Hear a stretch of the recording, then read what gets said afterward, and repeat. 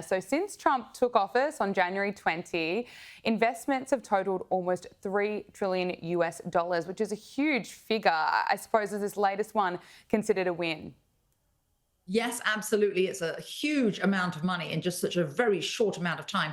What I would say is all of his policies are geared to, when he talks about America first, there's nothing wicked about wanting to reshore American companies. Actually, President Obama, when he raised the corporate tax rate to 21%, countries like, for example, Ireland, they lowered their corporate tax rate to 12%. What happened? Well, obviously, who says they want to pay 21% versus 12%? So 997 US companies, Gabriella, are now headquartered in Ireland. So they have all the money, they have all the jobs. Yes, what Donald Trump has done is he has enacted policies that have encouraged US companies to come back and reshore, and also, yes, for foreign investment. It's total $3 trillion so far. Watch for it to go higher. And it's $3 trillion in such a short amount of time. It's going to be so interesting to watch what happens by the end of the year. Over in the UK, though, it is a totally different situation. The UK Labor government is accused of being anti-business, surprise, surprise. But GB News reports that more than 200,000 businesses have folded since Labor took power. That is a bleak picture for jobs and investment under the current government. What's your assessment? Oh, absolutely, Gabriella. To my point just now about corporate tax rates. Well, corporate tax rates are one thing. What about individual tax rates as well? It's reported that every 45 minutes, a millionaire leaves the UK. Why wouldn't they? If you're more of your money that you've made taken away from you. So I think that's absolutely a ghastly statistic. And yes, one of the things in the UK, by the way, the Labour government, I don't believe, and I could be wrong, but I don't even think one member of the Labour government has ever run a business. And I'm always saying in the US, Gabriella, that we should have a constitutional amendment that in order to have hold public office, you should have had to have made payroll and run a business so you understand where money comes from. Wouldn't that be good? Wouldn't that be lovely if politicians actually knew how to run a business? And I think that's back to tying all these stories together, back to the $3 trillion of reshoring. That is because there are business people running the government now.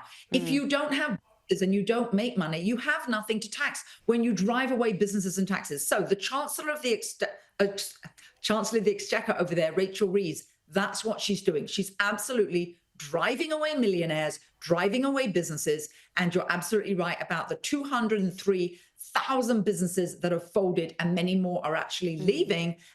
So many of them coming to the US. Yes, they are. Finally, Hilary, I need to get your thoughts on Canada. Canada's new Prime Minister, Mark Carney, has called for a snap election scheduled for next month. So the move to dissolve Parliament comes during increased tensions with the US after Trump issued tariffs. This is what he had to say. We are facing the most significant crisis of our lifetimes because of President Trump's unjustified trade actions and his threats to our sovereignty.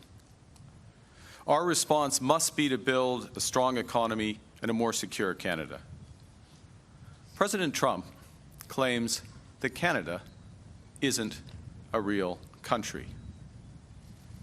He wants to break us so America can own us. We will not let that happen. It's interesting, Mark Carney still hasn't had a phone call with Donald Trump, and that might not happen until after the election. What do you make of all this? It's interesting because Trump hasn't even mentioned Carney's name yet. Where's the relationship heading between Canada and the US? Well, a few things here. Number one, it will be very interesting to see when the Canadian public are all very aware of the fact when he was at Brookfield Asset Management, he actually sent millions of Canadian dollars and thousands of Canadian jobs down to Manhattan, to New York, out of Canada to the US. I wonder why he did that. Gosh, that wasn't very Canadian. Really, was it? He also sent thousands of jobs down into the coal mining area with some other deals that he was involved in. So he was making money for other people and certainly not for Canadians. So hopefully a lot of that will become public. Another thing is that the election, of course, is on April 28th. He's actually called for the election, very interestingly, Gabriella, in the shortest amount of time that is allowed by law there. Why? I think it's 36 days. He called it within 37 days. Why? Because their polling right now has actually improved the Liberals. It was so bad that, of course, resigned. But why is it better? Because a lot of Canadians are hearing all that Trump is saying, and they're not getting quite the full story. Don't forget, all Trump is asking for is fair, reciprocal tariffs. They've been tariffing the US for that amount. So they're not seeing both sides of the story. And also, no, President Trump didn't say that Canada isn't a real country. What he did say, which is true, is they don't even pay for their own security. The US is paying for their security. What President Trump has said is that if they were part of the US, they would be more secure with a better economy and they'd all lead better lives. And those are actually all pretty true. Hilary Fordwich, it is brilliant to speak with you. Thank you so much for joining us on Power Hour. Brilliant to be with you too. Thank you, Gabriella.